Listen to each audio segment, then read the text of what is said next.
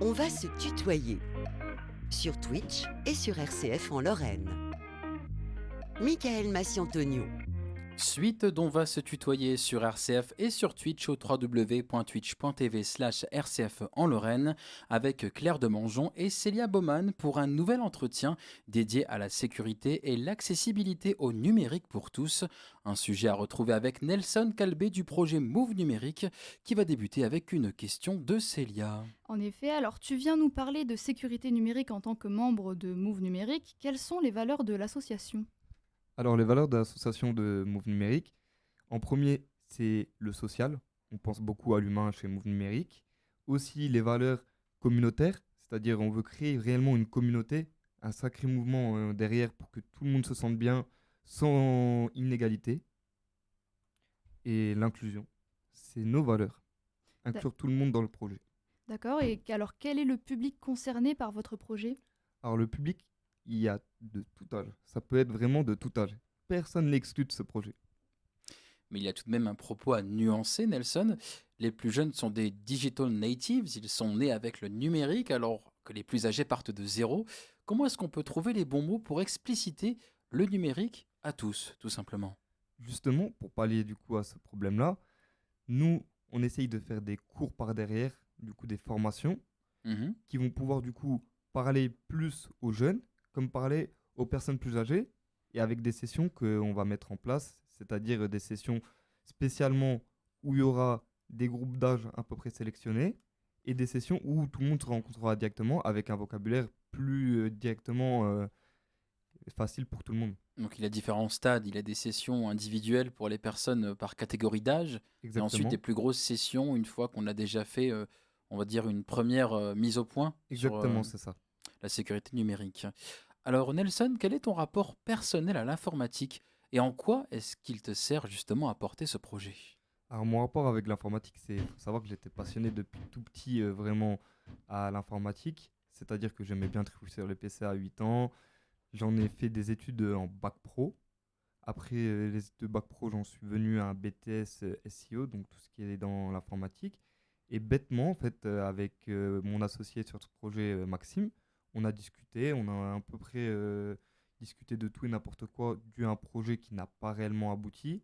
Et c'est pour ça que ça en est venu directement de passionnés par l'informatique à créer du coup un mouvement informatique. Et en quoi cette expérience justement te permet de porter le projet? Cette expérience, elle permet de porter le projet en soi parce que je trouve vraiment investi de me dire qu'il faut vraiment absolument que tout le monde puisse accéder au numérique. Mhm. Parce que c'est vrai que maintenant, on remarque que beaucoup de personnes, on leur donne des téléphones portables, des PC pour faire des démarches ou autres, mais sans réellement leur donner un mode d'emploi. Et de manière générale, comment se déroule un tutorat autour de la sécurité et de l'inclusion numérique? Alors, le tutorat, on est encore en train de travailler là-dessus, mais on compte faire des sessions du coup de cours où on compte suivre vraiment main dans la main les gens et avoir vraiment un rendu de progression là-dessus, c'est-à-dire voir vraiment qu'ils évoluent. On veut pas en fait leur faire des cours et ensuite au revoir.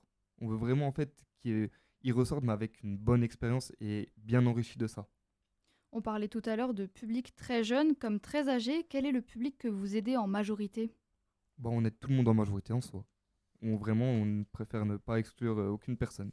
Tu ne sens pas une différence entre les plus jeunes et les plus âgés au niveau de la demande?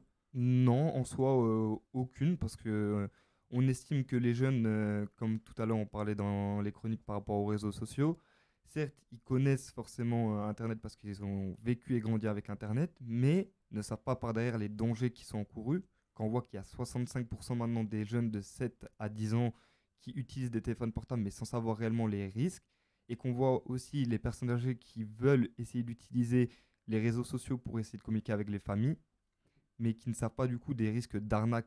Donc en soi, on a un problème commun, et le problème c'est qu'ils ne savent pas les dangers. Et est-ce que vous évoquez seulement des bases ou est-ce que certains de vos futurs tutorats vont aller plus dans le détail au risque de pas forcément trop se faire comprendre? On peut aussi aller dans le détail. Ça, on est ouvert à tout. C'est-à-dire que si des gens ont quand même des bonnes bases en informatique, mais qui veulent progresser, c'est-à-dire encore plus dans l'informatique, on n'hésite pas à les aider. Sur quel domaine tu comptes plus te focaliser justement? Alors sur le domaine, on compte se focaliser sur le domaine de la sécurité. C'est en premier lieu le plus Donc la important. sécurité, oui. c'est le plus important. Ensuite, on compte aussi tout ce qui est bureautique. Donc, Mhm, pour les gens qui on puisse ouvrir plus facilement des accès aux emplois. mhm. Parce qu'on remarque aussi beaucoup que maintenant, les employeurs demandent beaucoup de bases de bureautique comme Excel, Word, et que pas forcément les gens ont de maîtrise là-dessus. Donc, on compte se focaliser là-dessus et aussi sur tout ce qui est réseaux sociaux. Et donc, on rappelle quand même que le traitement de texte, c'est aussi de la bureautique, hein. Donc, on peut apprendre aussi à utiliser Word, Exactement, Excel, PowerPoint, des outils qui peuvent servir dans différents métiers. exactement. Mm. Et en parlant de détails, justement, j'aimerais parler de l'intelligence artificielle qui présente tout de même des risques, hein, en termes de sécurité sur Internet. Comment est-ce que tu fais face à ces nouveautés avec ton association?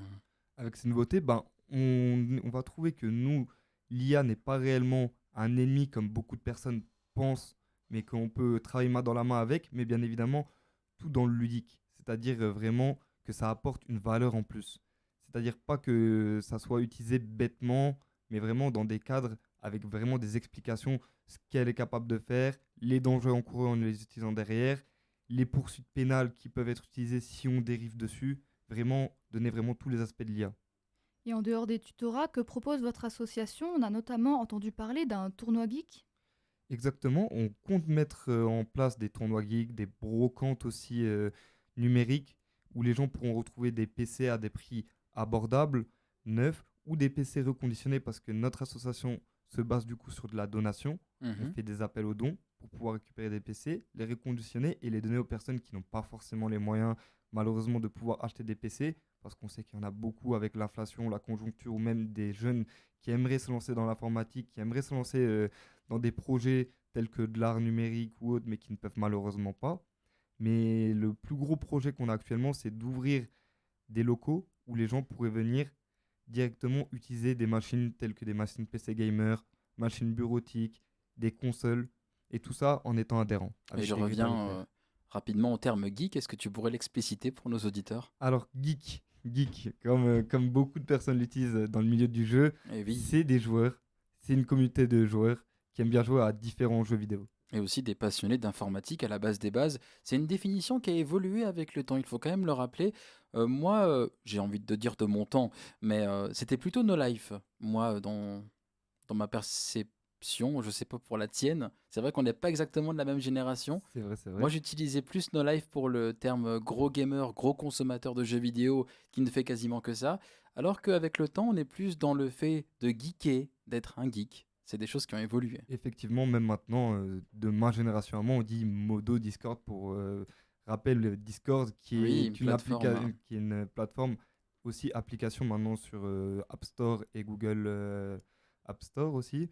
Donc qui permet du coup de communiquer, de créer des serveurs avec des personnes, de faire des appels de groupe, Et plutôt dans le domaine du jeu vidéo. exactement, mais qui a été aussi dérivé en dehors des jeux vidéo. Exactement.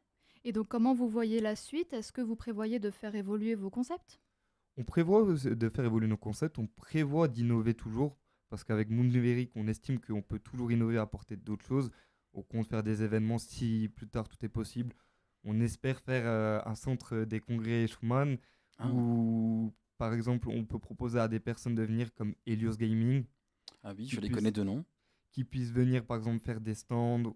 On essaye de voir avec un peu tout le monde, iStream Record, qui est aussi qui est une filière du pile aussi directement, qui a un projet là-bas, qui est une étudiante, qui puisse du coup faire montrer son métier de journalisme. Vraiment, on essaye de donner vraiment des bons aspects, que tout le monde a des a priori sur l'informatique, mais montrer que l'informatique vraiment est l'ami et non l'ennemi. Et justement, on se doute que toutes ces démarches sont coûteuses. Comment est-ce que vous financez l'association? Alors, l'association, on est en train de faire des demandes de subventions, des appels de dons, comme j'ai dit tout à l'heure, que ce soit des appels de dons avec des machines ou financièrement si les gens le veulent. Mais on mise plus du coup sur des subventions de l'État grâce aux subventions associatives. Puis l'association a été créée il y a seulement quelques mois, si je ne me trompe pas. Exactement. Vous souhaitez donc jouer un rôle dans la sensibilisation, notamment auprès des jeunes. Quels sont les dangers du numérique sur lesquels vous êtes le plus insistant? Le plus insistant, je pense, c'est tout ce qui est arnaque comme ransomware. Je vais dire ransomware, c'est pour l'explication du coup aux auditeurs. Oui. Ça va être tout ce qui est des messages envoyés, tous ceux qui reçoivent des messages, votre carte vitale est arrivée alors que ce n'est pas la carte vitale, tout ce qui est des mails, votre colis Amazon est arrivé. souvent des personnes tombent dans le panneau dessus, de rendre les informations bancaires dessus et se font du coup escroquer et soutirer de l'argent. Donc on est vraiment à cheval là-dessus. On va être aussi vraiment à cheval sur la vie privée sur Internet. Mhm. Tout ce qui est par exemple rentrer ces informations un peu partout, mettre des photos sur les réseaux sociaux ou autres. Donc on est vraiment pointilleux là-dessus. Et même sur tout ce qui est les réseaux comme TikTok, qui malheureusement maintenant avec des trends comme on disait tout à l'heure, On y deviennent revient. de plus en plus dangereux et les gens n'ont pas forcément conscience et ça aussi enlève une part d'humanité parce qu'on n'a plus du coup la notion, on va dire, de tout ce qui est gore n'est pas gore, Mhm. tout ce qui est dangereux n'est pas dangereux, tout ce qui est méchant ou bien. Donc on n'a plus franchement ce taux Mhm. Et puis également cette idée d'intelligence artificielle. Alors, tu en as parlé en bien, mais il y a aussi des dérives. aussi. Notamment, on en revient aux réseaux sociaux, mais l'intelligence artificielle maintenant est un petit peu partout et pas que sur les réseaux. Donc, je pense que tu vas Oui, prévoir aussi quelque aussi chose à on va mettre en place aussi des modules bien sûr sur l'intelligence artificielle. s'adapter à l'ère du temps. Exactement. Bah alors justement, est-ce que vous pensez que le numérique a pris beaucoup ou trop d'ampleur dans certains domaines? Alors, je pense que le numérique, pour moi, ça a pris de l'ampleur, oui, parce qu'on ne sait pas l'exploiter à 100% comme on devrait l'exploiter. Je pense que tout le monde est dépassé et n'a pas assez d'avance dessus. Et donc, auriez-vous des conseils à donner à ceux qui souhaiteraient peut-être rejoindre votre association? Moi, franchement, j'ai des conseils à donner. N'hésitez pas, n'ayez pas peur de se dire ah, mais je vais être nul, je suis nul. On n'est pas dans le jugement. Justement, on est là pour aider. Tout le monde main dans la main. Si des gens viennent, c'est qu'ils ont les mêmes lacunes que certains pour pouvoir communiquer. Même, ça va pouvoir peut-être créer des amitiés, des affinités. Donc, que ensuite des gens, du coup, puissent se rencontrer un peu plus parce que c'est vrai que on a une certaine fracture numérique avec tout ce qui est application. Donc, on pense plus à prendre assez de temps, se voir physiquement, mais plus en dématérialisé, les appels, les SMS, les mails. Et on veut aussi rapprocher, du coup, ce Mhm. côté humain. Avoir de l'ambition et puis croire en soi Exactement aussi. avant tout. Alors, je rappelle que cette émission est réalisée en partenariat avec le PIL. Comment est-ce que le PIL vous accompagne? Alors, le PIL nous accompagne en nous mettant sur des réseaux comme Pédagome, avec qui on a pu discuter, Mhm. qui est du coup une entreprise sur les cours et qui nous a donné des petits conseils du coup sur le modèle économique. Par derrière, on a un chargé de réseau qui est Antoine, Chris, Mhm. qui du coup on essaye de nous dégoter à peu près comme RCF. Du coup, des petits Mhm. contacts pour se faire connaître, ou même là, on peut peut-être potentiellement recevoir des dons ou potentiellement avoir des affiliations ou même des partenariats. Mhm. Donc, il Donc y a ça nous aussi une aide idée de là-dessus. partenariat. Exactement. Et donc, le PIL, vous l'avez rejoint quand? Alors, officiellement, on l'a rejoint en février, Mhm. mais concrètement, je faisais des modules étudiants à Schumann, Oui, modules entrepreneuriat, mais je les ai faits à partir de décembre. d'accord. Donc le PIL, je connaissais rapidement, mais j'étais pas rentré parce que je me disais, on est quand même assez avancé, on n'a pas réellement besoin. Et au final, ça a été que du plus. J'ai rencontré beaucoup de personnes là-bas, super sympathiques, d'autres étudiants super sympathiques qui peuvent aussi nous aider sur le projet. C'est ça qui est bien. Il y a toujours de l'entraide par derrière. Alors, il y a le projet Move numérique, mais vers quel site ou quels ouvrages peut-on se tourner si on souhaite, par exemple, approfondir ses connaissances en termes de sécurité numérique? Alors moi, je vous conseille le site de la CNIL. C'est le site qui... Qu'est-ce que la CNIL? Alors la CNIL, c'est tout ce qui est la sécurité réseau, donc dans tout ce Mhm. qui est entreprise et société, qui montre du coup les gestes à adopter sur Internet et même pour les sociétés, qui ont dressé du coup le RGPD, qui est un genre de livre pénal pour Internet et les sociétés, et qui va du coup dire ce qu'il faut faire, ce qu'il faut éviter de faire, un livre de bonne conduite. Donc, majoritairement sur Internet, qu'on peut trouver sur Internet. Exactement, on peut trouver sur Internet. Mais après, pas forcément que sur Internet, je pense que aussi les mairies doivent en Il y a avoir des peut-être ouvrages, hein, des ouvrages, des petites copies dessus. parce qu'il y a peut-être des personnes qui ont un petit peu peur de s'aventurer sur le site Aussi, Internet en toute sécurité. aussi. C'est pour ça A- que vous êtes là aussi avec Move Après, numérique, c'est pour après les pour dire qu'il y a accompagner. vraiment de la sécurité sur la CNIL. Donc ça, les yeux fermés. Ce serait quand même contradictoire que justement la CNIL ne soit pas dans la sécurité. Exactement. Alors, petite question d'ouverture pour terminer cet entretien. Il nous reste 1 minute 20, 1 minute 30. On parlait justement d'intelligence artificielle, Nelson. Alors, tu m'en as un petit peu parlé en début de cet entretien.